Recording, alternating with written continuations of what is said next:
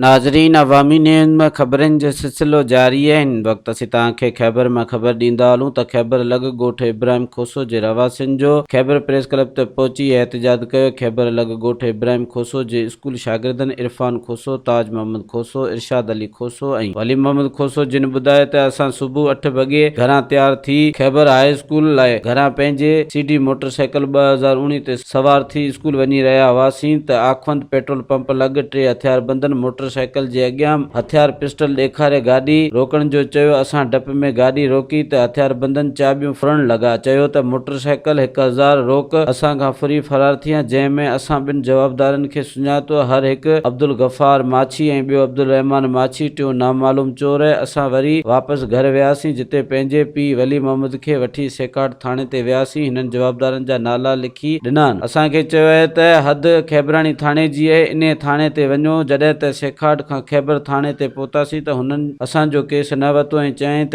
इहा असांजी हद न आहे। वधीक शागिर्दनि जो चवणु हो त पुलिस पंहिंजे हद बि नथी संभाले सघे त पोइ ग़रीब अवाम केॾां वञे। हिननि आला इख्तियारनि खां मुतालबो कयो त फुर थियल मोटरसाइकिल वापसि कराई वञे। मजीद खबरों और तफसीलात के लिए विजिट करें हमारी वेबसाइट www.awamiNewsHD.com।